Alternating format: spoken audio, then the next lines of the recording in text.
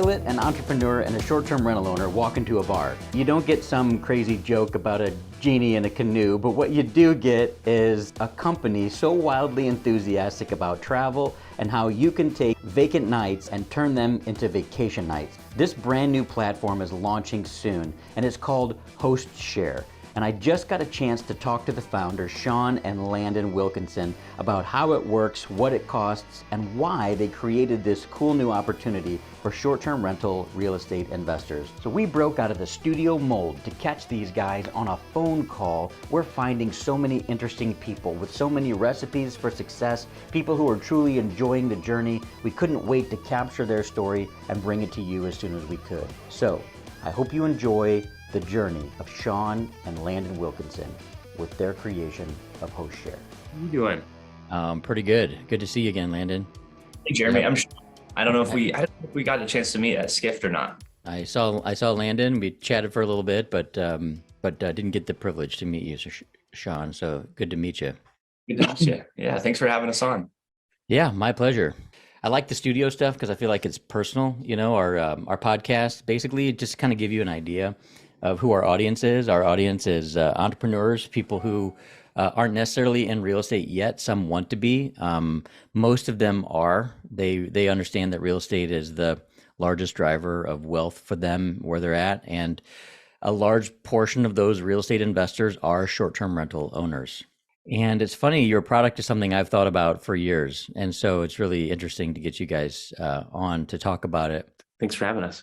Yeah, and the idea is to kind of assemble just a group of fun people. And so by telling the audience your origin story and by talking to them a little bit about who you are, it makes sense for us to have you back on the show when we start talking about topics and things that matter and debates and things like that. So we're assembling our series regulars. You know, we're just, like sometimes, I don't know if you remember the show, The X-Files. Yeah.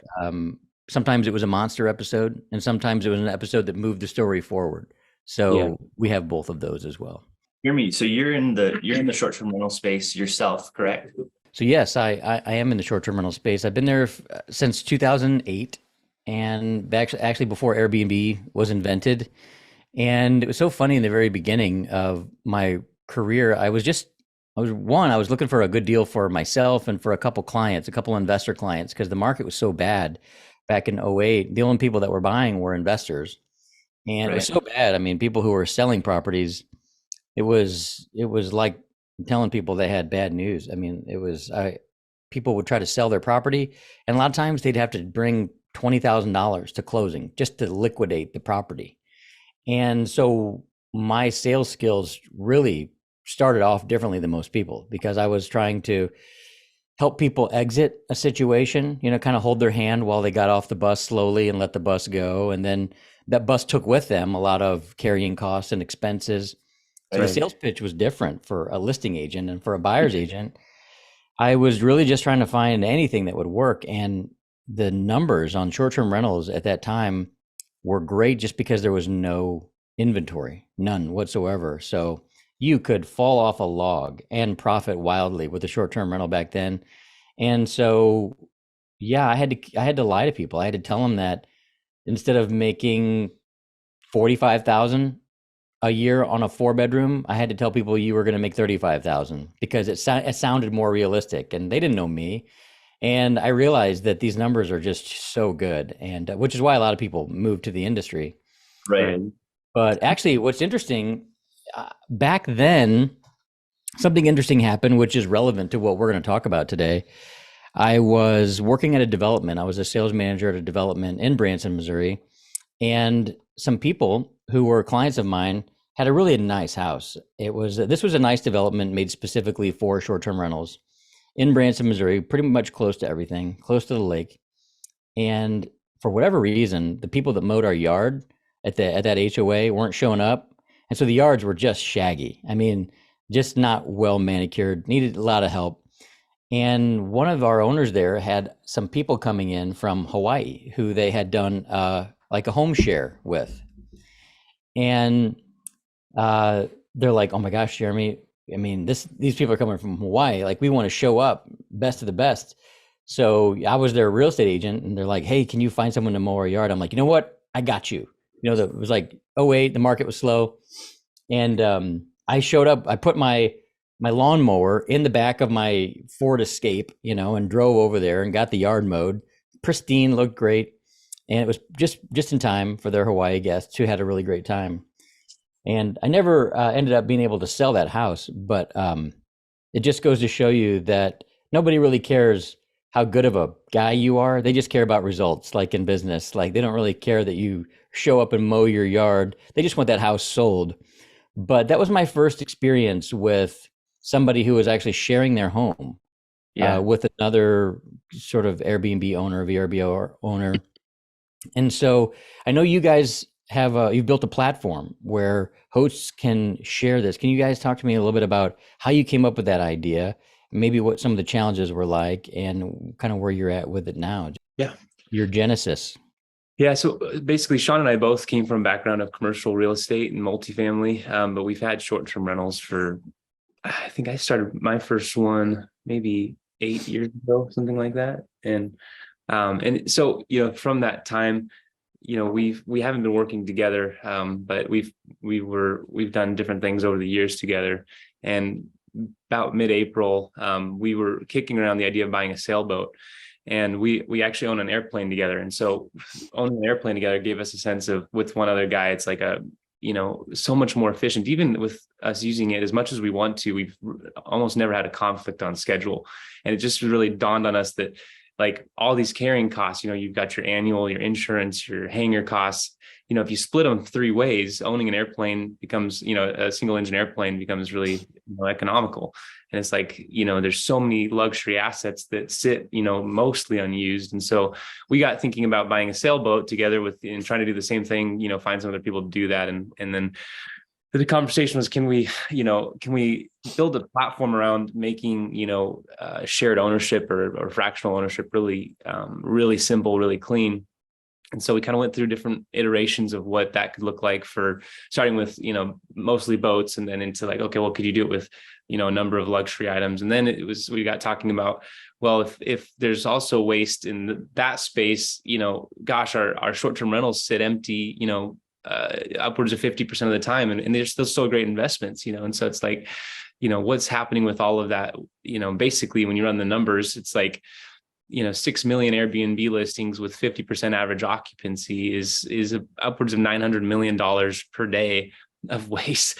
And so it's like $330 billion a year that's just, lost potential revenue. And it's like, well, shoot, I wonder if there's a way to solve that problem. And so of course you go through Third Home or Kindred or homeexchange.com, and they're all second homeowners, allowing, the home sharing platforms that exist right now are really geared towards second homeowners, but not short-term rentals. And basically, because they're requiring you to block off time in the future, you're only ever going to have, most likely revenue days lost. And so for us, it was like, okay, well, a light went off. How do you, most likely within 5 days, those nights carry a high probability of going unbooked. And so, if we can build a platform that allows people to book on short notice and have instant access to the benefits, whereas all the other platforms, you have to kind of either share first or have, kind of an established, you either build credits through sharing, nights on their platforms or what have you. So that's what we did. You sign up with your listing, and you have instant access to 3 weeks of travel a year. And then basically you're sharing a number of nights based on your average nightly rate. And so if you have a higher nightly rate, you'll share a lot less. If those nights are available and unbooked on a last minute basis, you might share, say your property is $1,000 a night, you might share, 3 nights, 4 nights a year. Whereas if you have $100 a night property, it might be, 30 or something like that. I don't remember. Yeah. The other thing we noticed too is that every travel platform was really, centered on the traveler, and, making the traveler experience really important. And what, as Airbnb hosts, we a few times have felt like slighted by the platforms, where there's kind of a bias towards the traveler. What's nice about HostShare is that we're strictly working with hosts and short-term rental owners. So we have this, where we're we're able to be a resource for, for hosts. That, the travel aspect is like the first thing we really want to focus on, but we love the idea of it being like a club for owners and short-term rental hosts, where you can create just a place that is really meant for hosts to really benefit their business. And so that's kind of step two of what we're really excited about, is building like all the resources for hosts to really make their business thrive. And then utilizing this, this free travel aspect is going to be, I think, a real game changer for a lot of people, and getting the maximum value out of their properties. Well, you guys are very observant. I can tell. I mean, your logic behind the launch of HostShare, and just the way you've observed some things about Airbnb being very traveler centric rather than host centric. You're not alone in that at all. I mean, if you go to any Airbnb forum of short-term rental owners on there, everybody's complaining constantly about Airbnb favoring the traveler, because I guess they identify themselves as a travel platform, as almost a hotel serving transient guests. The problem is that they don't have any inventory. They don't own any inventory, or at least not yet. They're starting to. Which is a red flag and a concern. I think it should be a concern for some short-term rental owners, but because now your platform is directly competing with you. But you've also got what you're talking about, which is this complete and blatant disregard for the asset itself. And that asset itself is so special. It creates freedom for the host. It creates memories for the people that stay in it. And it's so very special. So that's why when I met you and we talked a little bit about what you were doing, I was like, I've got to get you guys on this podcast to talk about what you're doing and how it works, because that's one of the things that I really preach about all the time to all of my investor clients. And even right now, like my wife and I and some business partners, we've started kind of an odd concept where instead of just renting a condo or renting a home, we're renting a ranch. So it's an 80-acre piece of land with a 10-acre private lake, stocked with bass, crappie, and bluegill, and rumored some record-sized catfish, though we haven't caught them yet. We've cut in 4-wheeler trails, but this is about like an hour outside of any major city. So we're kind of on the bleeding edge, of this, which is not where we want to be. We want to be on the leading edge of it. But the interesting thing about that is that it's something that we could definitely share. It's an asset that we've got. And even though we're in an area that is kind of like new to short-term rentals, it's a very rural county. And so sometimes it's hard to find cleaners, or sometimes it's hard to find people to do marketing for us, or things like that. And as a group of owners, we're oftentimes like, man, it would be really nice to get this kind of off and running a little bit. And we're like, we need to be able to use this asset better. We need to say, hey, if you want to do some marketing for us, then you and your family gets 2 weeks out of the year to do marketing for us. And then it's your job to go connect with the cattle ranches in the area, or anybody that, has groups, or you be our full-time marketing person. And you can, we don't have the revenue to pay you yet, but we have this asset that would be a great thing for your family. So I love the fact that you guys are helping owners use their asset to benefit their own lives. So talk to me a little bit about how it's working. And so are people, is it pretty seamless? Or are there some challenges you've had to kind of? So the concept was launched basically April 15th, and we started with, a landing page with a sign up. And so we've got, I believe somewhere around 600 properties represented now with the owners that have signed up. So the actual traveling will be live sometime in October. And people will start having access to their portals and basically, what's really nice. One feature that does set HostShare apart is the simplicity of use. We've created, our development team has created a really simplified, onboarding process where you literally just enter your URL and instantly everything auto populates. Every other platform that I've tried to use, or we've tried to use for home sharing, requires a fair bit of work to basically rebuild a whole new listing on a new platform. And so anyways, I was just going to mention that does lower barrier to use even more, which is our goal. Just make this really simple for people to just sign up and start traveling right away.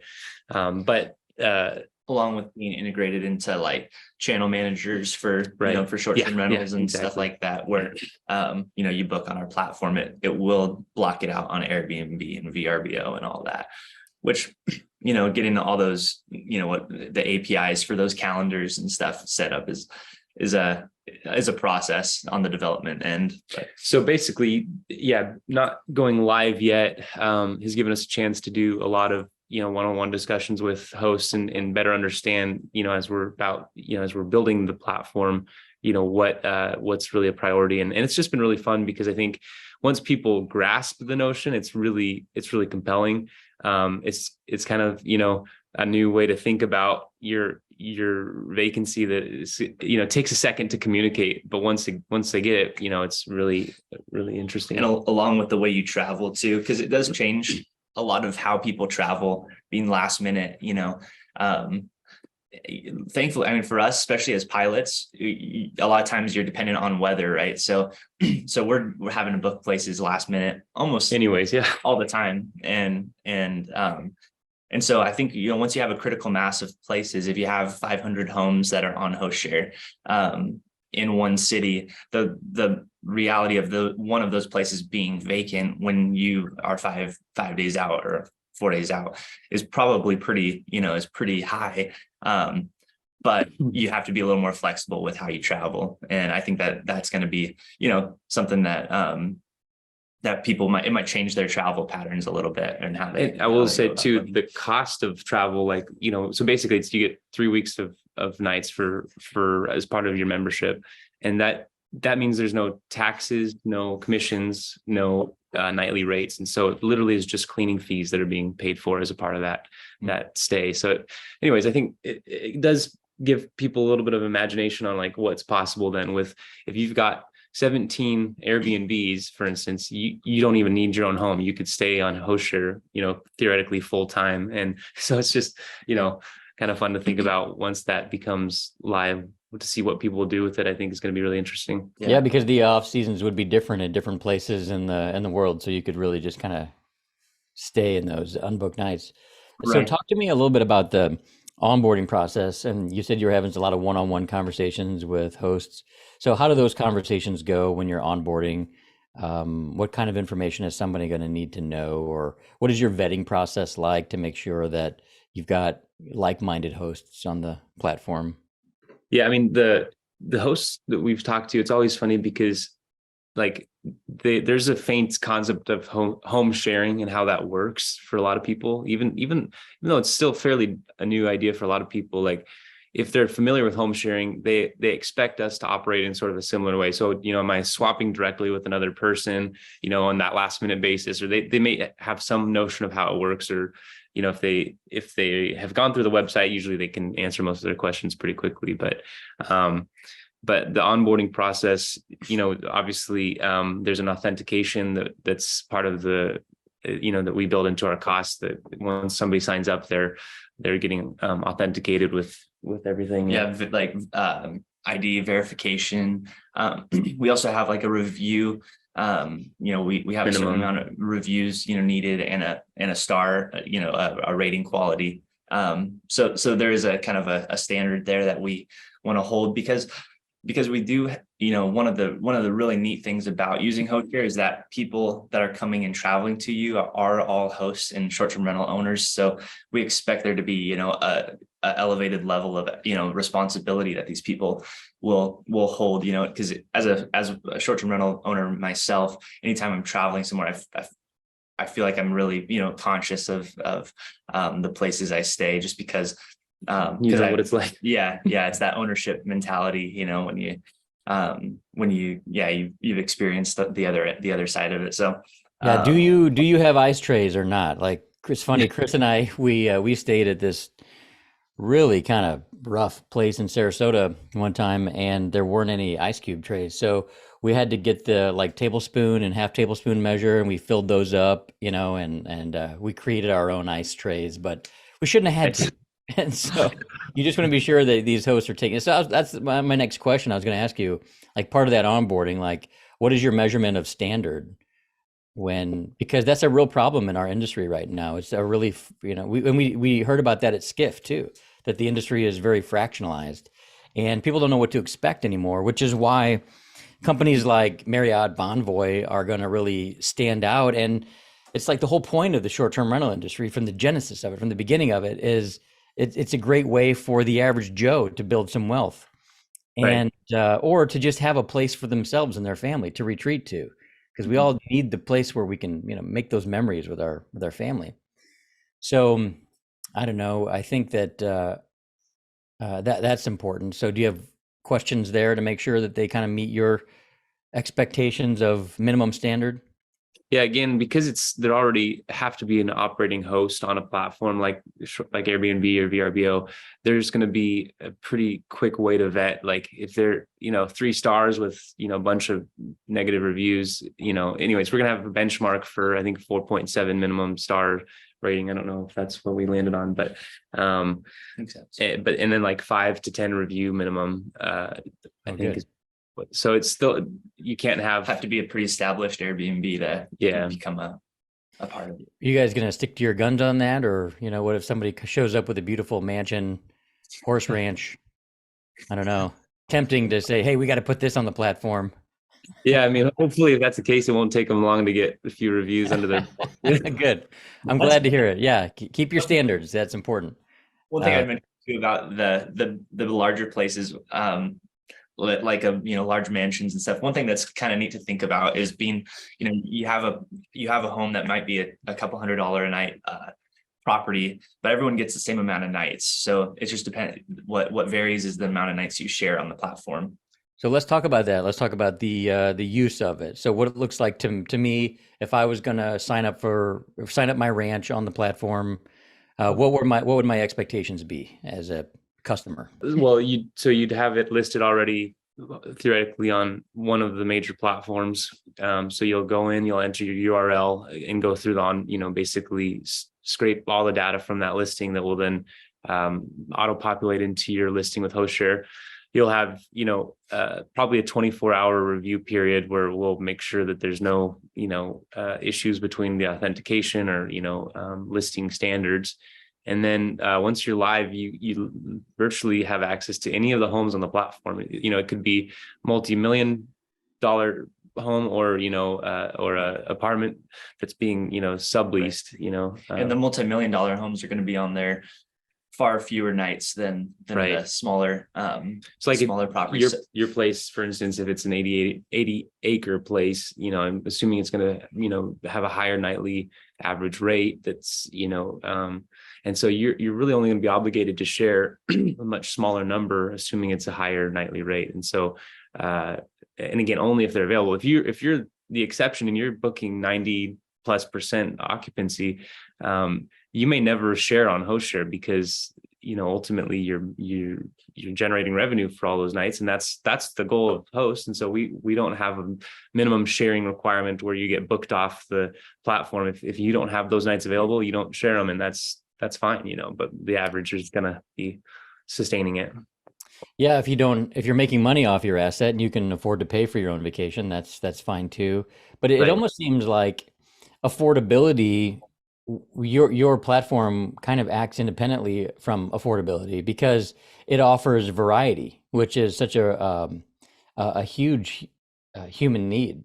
And so by having a short-term rental and by saying, okay, so if I understand you correctly, you enter your property on there, and based on your rate and quality and offering is the number of nights that your property would be required to be available for HostShare. Does that sound right? There's a HostShare calculator on the landing page, so you can go enter your nightly rate and see how many nights. And you could explain how that formula works if you want. Again. Sure. So kind of how that works and how we make it to where it evens out. So there is 21 nights, actually available for every person that signs up, across the platform. Because what you don't want is, say, like everyone gets 21 nights, but then every property is only providing 7 nights, right? So like that wouldn't, the mathematical side wouldn't work out if that was the case. So so how it works is, just say that the average across our platform, if you took all the listings on HostShare, and say the average was $300 a night, you multiply that, that's kind of our equilibrium or our median. And so you'd multiply that by the 21 to get you, I think it's like $6,300. And then you take that 6,300, and depending on what your nightly rate is, so say if your place is $1,000 a night, then you would divide that by 6,300. So there is kind of like this equal, it's kind of the Equal value contributed. Yeah. Yeah. So then it might be 6 nights you provide if your place is $1,000. But what's really neat is, as a traveler, you sign up and you have 21 nights of free travel. And you're able to look at, say, if you're kind of more of this, you have a pretty open schedule, you're able to travel kind of at a whim. You could be looking out for these places that are, kind of that are going to be on host share much less frequently than the places that are on there, 30 nights a year or whatever, and travel to those places and get, $1,000-$2,000 a night stays all 21 nights if you were really ambitious about it. And yes, I mean, so if you think about it, if you're flexible, you could, by using HostShare, you could be a couple $1,000 a night properties every time you travel. And so yeah. So but we're really booking some off season or off peak nights. So if we happen to be traveling to a destination during that time, there's probably a pretty decent chance that there's going to be a host share property available in that area. Are you guys looking for, are you targeting specific areas with a certain density to try to really build up your inventory of sharing? What do you call your ideal customer? A host, a sharing host? What do you call your host? Yeah. I mean, just a host. Yeah. I mean, so basically the top 40, STR markets in the US will be targeting by zip code, both with probably a mix of a variety of formats, but specifically, markets like Phoenix and, Tennessee and all these ones you hear about that have a very high concentration of short-term rentals will definitely get focused, because obviously that's where a lot of travelers are looking to go. And so the more quickly we can build up critical mass in those markets where there's going to be a property available. And I think too, a lot of, if you're on a lot of the forums, it's clear that there's some constriction of the market in terms of booking and occupancy. And so I think, there's obviously the viral post that went out that was, claiming a 50% reduction or whatever. I don't believe anywhere near that, but, I know I saw that post, and that was actually data from all the rooms. And then I saw somebody else post to that. It was some data from AirDNA. AirDNA, yeah. It was like, I think one of the executives at AirDNA retweeted that or, commented on that thread and was like, this actually isn't super accurate. It was more like a 5 to 8% reduction in some areas, worst case. And of course, yeah, but I mean, my gosh, every market in the world since the history of time has had cycles. Totally. And it's actually nice to see everybody taking a deep breath, because it creates a shakeout, and that's how you rise up from there. Right. And I mean, just real estate. I mean, we have a real estate team in Branson, Missouri. We've got one in upstate New York. We've got one in coastal Carolinas, and one in Oklahoma City, and one in Twin Cities, Minnesota area.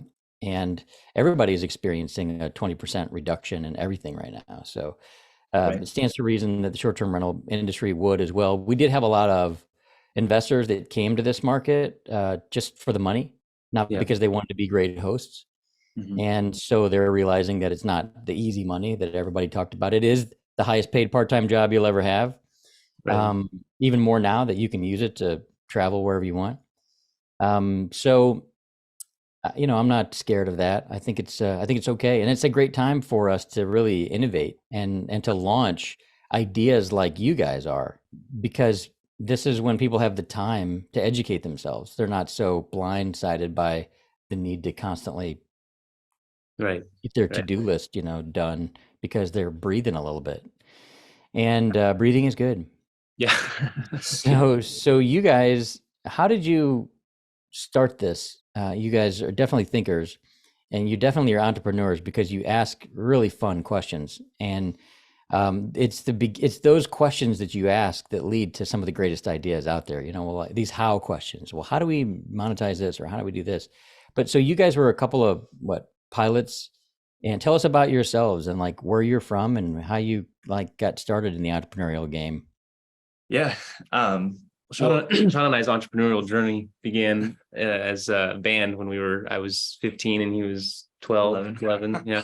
Back when his bass Nice. was taller than him. What kind of music was it? Funk rock. We always said it was sort of a mix somewhere between, if you had Chili Peppers and Jack Johnson, we were kind of falling somewhere in the rock. Yeah. Awesome. And where are you guys based out of? Central Washington, a town called Okay. Yakima. Yeah. Okay. So what are the people like there? What are people like music wise and culture wise? It didn't matter to us. We just played what we wanted. Yeah. Out of Yakima to play music most of the time.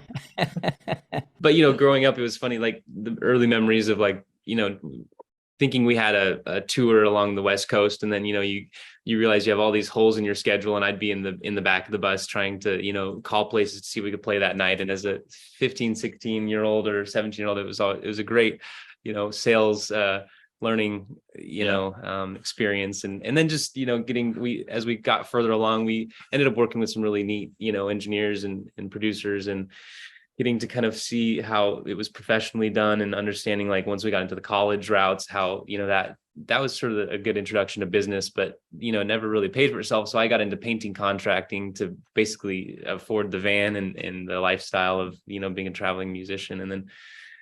And then basically Sean worked with me for a while on that, and then did his own thing and got into real estate, and you can explain that. But yeah, we both, and neither of us really did the college route. We kind of come from a non-traditional probably background, and our dad is, he's in the real estate fund syndication sort of direction, and so we did have a great mentor. Yeah, mentor in that growing up.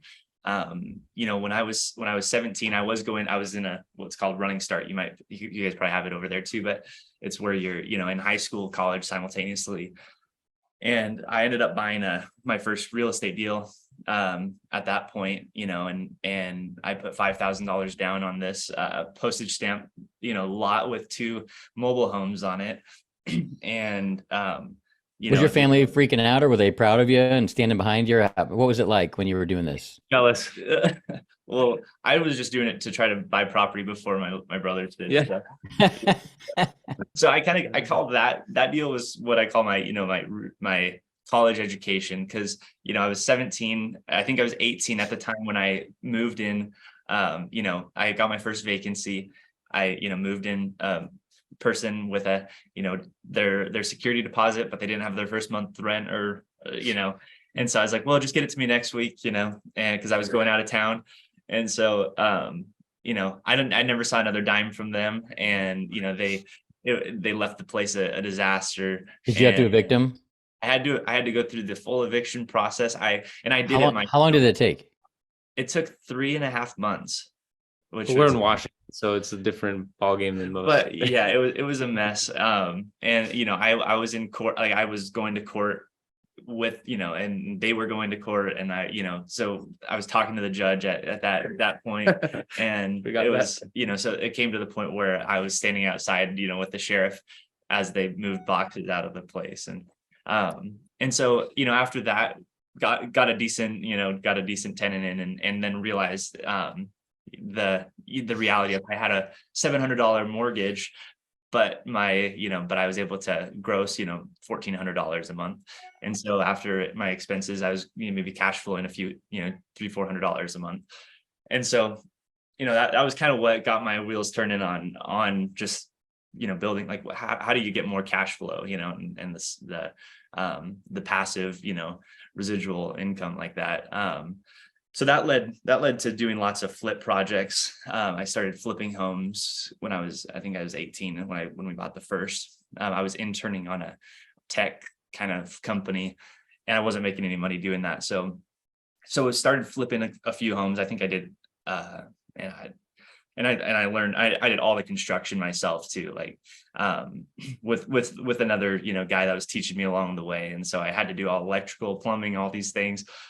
And so we ended up flipping around, I think 8 homes in that time period before I started a management company, that we started buying real estate under that. And and so now I think we've got a portfolio of maybe 150 units, and and that was kind of what I was doing prior to starting HostShare.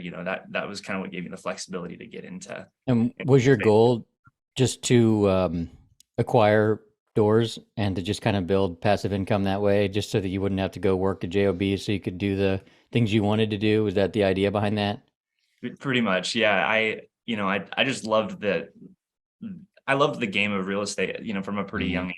So, getting into and going into these deals so young. I didn't have credit. I didn't have any money to work with, really. So I had to get really creative. And, I think probably 80 plus of those apartments. Well, and then Landon and I bought some storage units together. So, all those are creatively financed, seller financing, low down payments, and just really maximizing the management side, and managing them well. And and that's Sean could write a book on creative financing, that's for sure. He's Really? an expert. Yeah. What's one of the most creative deals you've done?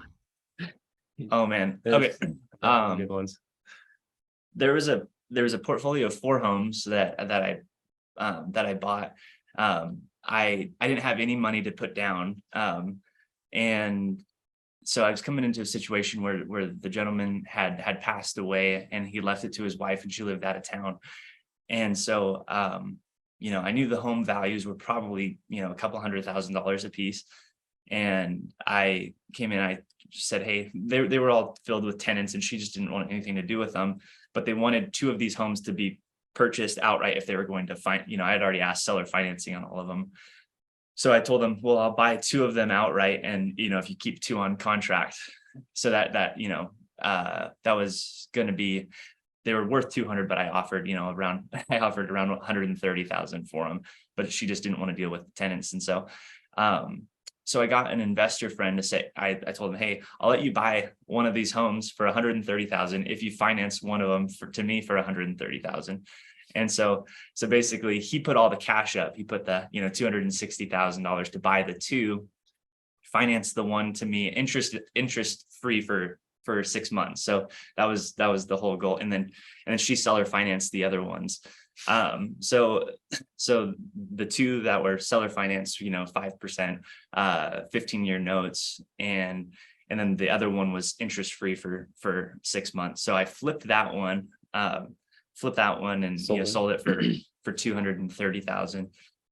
And then the other 2 were left on a contract, and I still have those today. But the one of those, I had a little building in the back that I ended up turning into an ADU and using as a short-term rental. And it, just that back building, grosses probably $3,000 a month, and and the front building also is rented out. So So do those people get along when you have short-term rentals in your long-term rental property? I put a fence, so it actually feels like a fully separate property. Okay, good. Yeah. I was wondering how that goes. Like these, hey, there's people in my pool. Can you help me out there? They're cleaning the pool, and it doesn't look like our normal pool cleaner here. That's funny. Well, that's cool. That's a lot of interesting experience there. I also experienced what you experienced in terms of the eviction and all that. It was our first property as well, so we kind of got a trial by fire there. Like it always is Hard knocks. Yeah.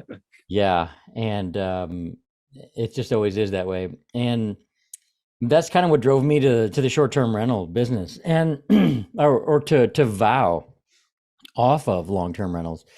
But I'm also in a second home market, so the available pool of quality renters is relatively low where I'm at, simply because, and in most second home destinations, because you've got the people that own the attractions and own the land and own the businesses in the area, and then you have people that service the businesses, like the waiters and the employees. And there's just a really stark contrast in income there, and there is no middle class. There's the availability of middle class people, and what I mean by middle class is like I grew up middle class, so upper middle class. My dad was a union electrician, and my mom was an executive secretary for the Department of Pediatrics, at Washington University in St. Louis. So great paying jobs, um, for people of their age and their socioeconomic status. Middle class, we grew up like appreciating the things we had because Right. mom and dad worked hard for them. And so we took care of them, and we knew to turn the lights off when we exited a room, and to conserve what we could so that we could go all forward. We wanted mom and dad to win so that we could win and get those things that we wanted, go on vacations and stuff. But and what I found, especially in short-term rentals, is really interesting. You remember post-COVID when we got a lot of stimulus checks? We had some of the roughest guests in our short-term rentals. Like they were calling them stimmies. Yep. Like, have you heard that term? Yeah. Yep. Yep. And so it's like people literally, we had this 9-bedroom Lakeview, gorgeous, like home lodge, and people were smoking cigars inside the unit. And I'm like, give me a break. I mean, just generally common sense. And then on our very first short-term rental, we had a 4-bedroom, 4-bath in this really special kind of quiet community. And we had some high net worth people. The guy was a pilot, actually. And boy, they trashed the place. Like maple syrup on the walls. They'd bring their kids. And I was like, man, so there's a definite kind of sweet spot of, I don't know how you find those quality people, and I'm sure they exist in all socioeconomic classes, but just the data suggests that, if you hold out your property to that middle class, and in a place like, Branson, there's not a lot of middle class. So we haven't been able to really build a portfolio of long-term rentals. So ours has just been strictly short-term for the most part, which is why we just doubled down and focused on that. But how is that kind of compared to storage units and some of the other stuff that you've got in? Like, did you go to storage units because you're like, oh, I want to try out this sub-asset class? Or you're like, this has got to be easier than dealing with humans? Because you're still dealing with humans, Sure nice not dealing with plumbing though. Yeah. Yeah, I bet. Yeah. So plumbing was the first kind of aha for you, huh? Like, this is refreshing. It was that, and the simplicity of getting tenants out of storage was Specifically okay. in our states, that's became nearly impossible. He has property in Oregon. I had property in Oklahoma. We had a couple hundred multifamily, apartments during COVID, and so we were fortunate with Oklahoma, that the tenant and just the legal situation, apart from the federal, restrictions with Department of Health, I guess, or eviction moratorium. Oklahoma was still pretty landlord conscious, whereas Washington State and Oregon really weren't. So I think at that point for me, a light bulb went off that it could happen pretty quickly, where you can't evict, or you can't control your destiny at all with real estate in some ways during COVID. And unfortunately that went away, and went back to an equilibrium. But I did sell out all of my properties at that point, 2021, and was able to then turn my attention into another startup that is a whole nother story. But the property that he calls storage units, we always disagree on the terminology, because it's a business, it's a small business park. Basically, they look like much larger storage units, but they're really small businesses that operate like auto repair shops, and like almost like a strip mall, but like without. It's more industrial type tenants. So you got a man door and a garage door, Yeah. people can get in either way. We're starting to see a few of those pop up in our area too. Really neat concept.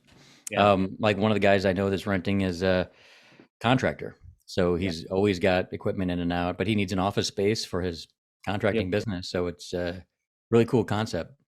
Yeah, and it's awesome. I mean, the tenants are generally, self-employed and hardworking and pay their rent, and it's just been an awesome deal, because it's amazing when somebody's self-employed, they're motivated to to take care of the property. They're out there blowing off the parking areas and taking care of it, and so it's just been a really neat experience. Yeah, that's awesome.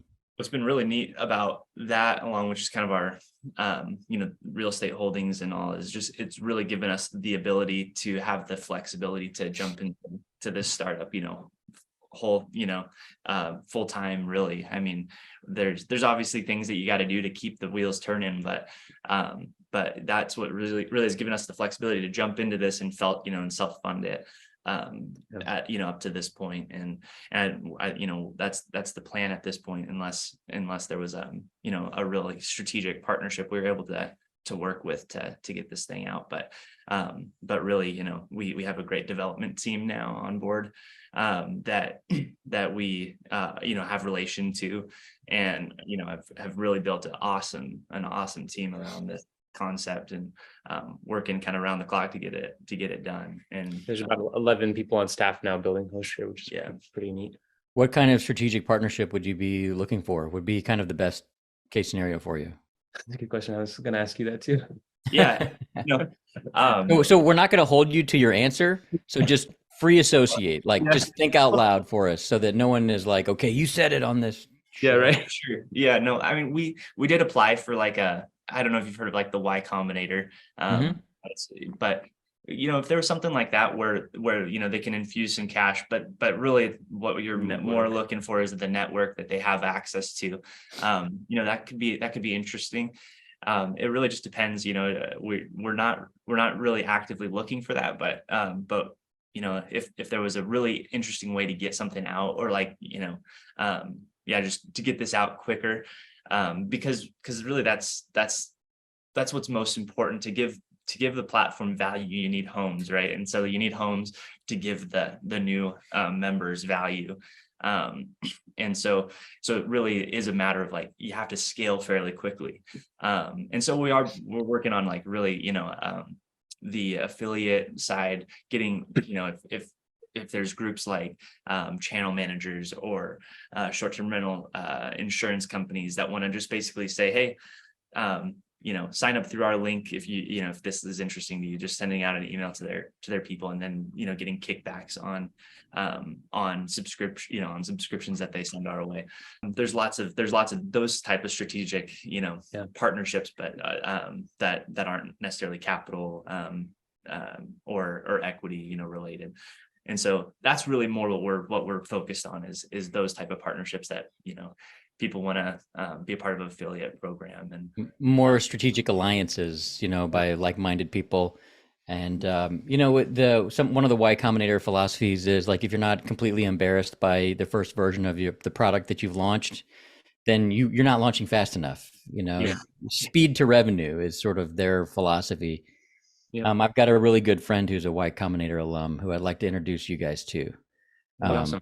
And I think you guys would definitely get along.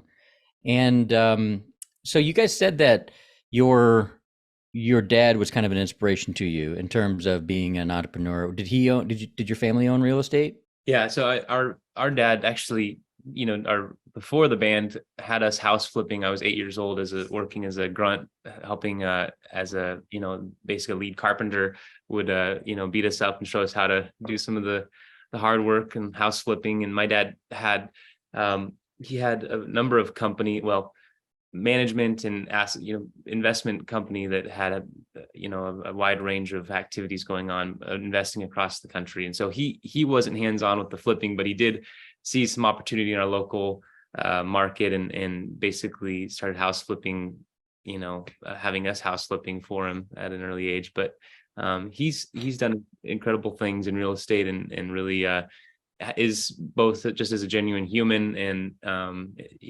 businessman, a huge inspiration to me, and I'm sure Sean as well. So I mean, he's partnered with us on a few deals over the years, but largely left it up to us to do our own, make our own path with it. And he's always been the most expensive. So. Yeah. If you wanted a hard money lender, you could count on Dad to invest if you wanted to, but it was always cheaper to find somebody. Yeah, it makes you more creative that way, doesn't it? He's like, I can't be the easy pathway for you, or you're not going to learn. Exactly. Yeah. I think that was his perspective. Yeah. Yeah. And he did. No. Yeah. I love that. So it's off to the races then for you guys. It's liftoff time for Host Share. So so you're still kind of in you're acquiring hosts for your platform. When do you guys actually plan on going live, or what's next for you guys with this?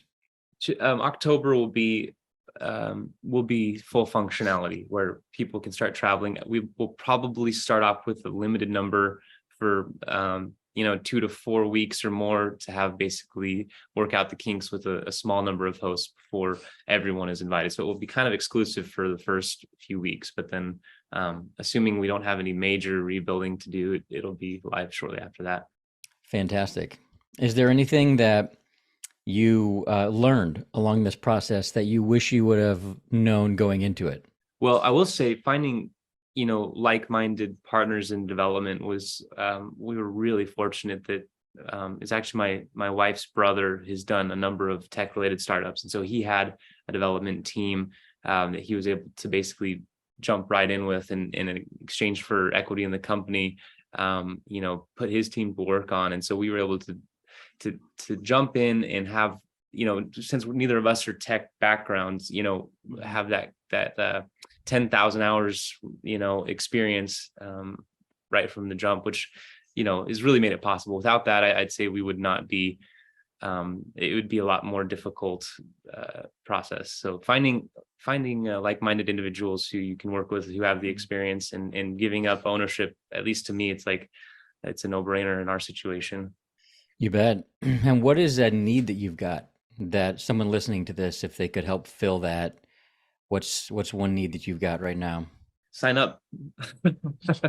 Yeah. Users, It's, I mean, Okay. I think we do think there's just such great value in it. And, as short, the whole reason we started it is because we saw for ourselves, man, if we could trade the nights we don't book, and just host somebody that is on, on the platform, and we could go travel somewhere for free, like that would be pretty cool. Game over. Yeah. Yeah. And Yeah, so- plus your pilots, and I think that fractional ownership of aviation is really on the rise right now. I keep hearing about it. I'm so done with commercial travel. It's just a lot to deal with, and it would be nice to have some resources available to take trips like you guys are talking about. It's amazing the technology to do fractional ownership now, as opposed to 10, 15 years ago. I think we're on the cusp of the next step of the sharing economy as it relates to short-term rentals, but there's so many other opportunities out there to better utilize existing assets that largely go, sit in garages or sit in hangars or, short-term rentals, whatever. It's exciting, I think, to see that change. At least to me, I find it really, really compelling, just make it so much easier to own things and make better use of assets that we have already. Yeah. So now let's work on churches next, because we've got, there's 6 other days there that we could use them for stuff. So Yeah, exactly. true. So I love it. I love the way you guys think, and I want to talk to you guys more. So let's stay in touch, Absolutely. and let's kind of follow your progress. And we definitely want to be one of those strategic allies for you here at the Worley Real Estate Network, with all of our offices. And our goal is to just continue to grow offices of smart, dedicated, professional real estate agents all over the country, so that we can serve investors all over. And send them your way to people that we like. And I just really appreciated meeting you in New York, and I just knew that there was more there. So I still feel like there's more here. And but I thought this was a great first conversation. And thanks for your origin story and the interesting skills that you have in real estate, which I think make you, which give you the clout that you need to run this host sharing platform. This property sharing platform for hosts. So let's keep in relationship. Let's keep Yeah, love it. staying in touch, and we'll provide a link in our comment section, and so it'll live there in our comment section on the podcast, so that people can reach out to you there. So we'll take care of that. I just appreciate you guys being available and continuing the conversation. Thank you, Jeremy. Yeah. Appreciate it. Yeah, definitely. Well, a big thank you for listening to the end of our podcast. I know your time is valuable. And I hope you got a few takeaways that are going to help you get a greater return on that time. I know you will. And if you did enjoy it, I'd sure appreciate a share or a comment. Feel free to subscribe for instant access to new episodes and offers. There's also a ton of free content and ways to learn more and engage more at WorleyRealEstateNetwork.com. Until then, we'll continue to bring you recipes for success and real stories from real people who, like you, are living out your divine purpose. And hey, God loves you. No matter what happens, don't give up.